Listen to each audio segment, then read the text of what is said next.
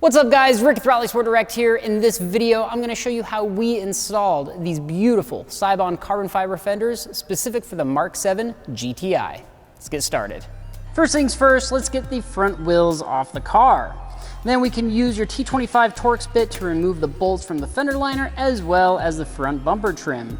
And then with the trim removed, let's focus on getting the bumper popped out.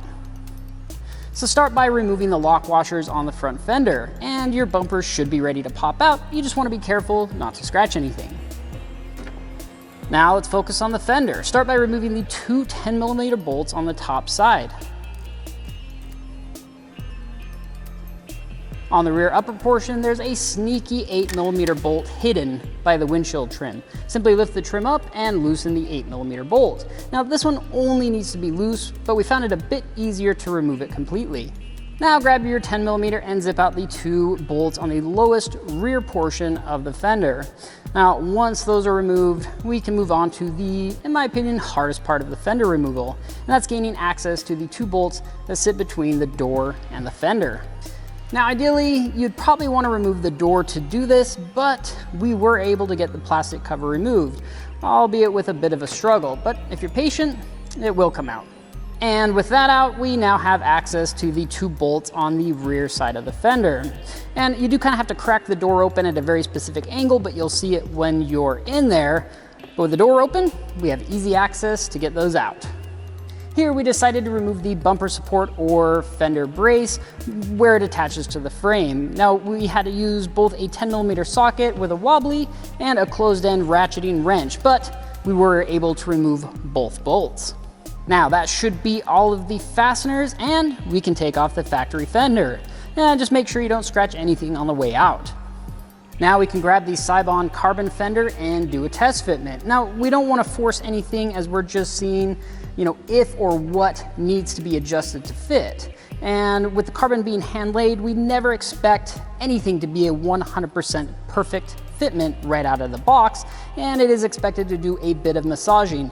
I won't go over exactly what we did as each fender is going to be slightly different. But once you've massaged it a bit and you've got your fitment down, we can move on to removing the plastic bumper support on the factory fender. Now it just slips off, and then you'll want to remove the two studs with your 10mm to get the fender brace off as well.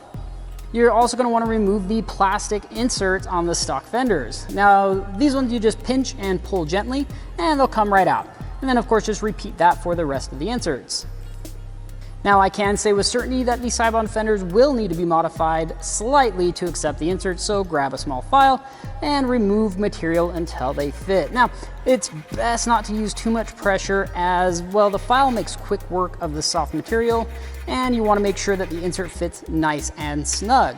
So just take your time. And then of course you're just going to want to repeat this for each insert. And now we can work on getting the fender brace installed onto your new fenders. Using the factory 10mm studs, it'll just bolt back on like stock. However, with the carbon fenders being physically thicker, you will have to modify the stock plastic bumper support to allow it to slip into place. Here we're just clipping off a piece that was interfering.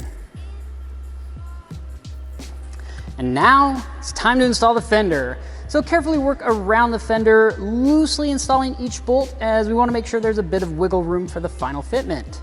Give the fenders a once over, and once you're happy with the fitment, then we can go back and tighten all the bolts without over torquing them. The reason is that carbon is more brittle than the factory steel, and putting too much torque on them, well, it can potentially cause the carbon to crack, so just be careful. Now, once all the fasteners are tight, we can go ahead and install the factory fender liners. Now, it's basically just a reversal of the removal, but basically you just want to make sure that you've got all of your fasteners in place. And that's it, you're done with the install. Now you can simply take a step back, relax, and enjoy the fruits of your labor.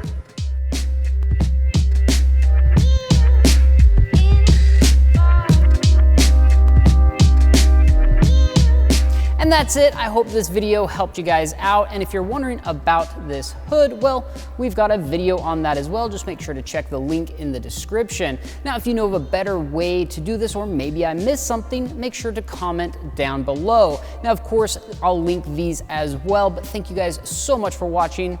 See you guys next time.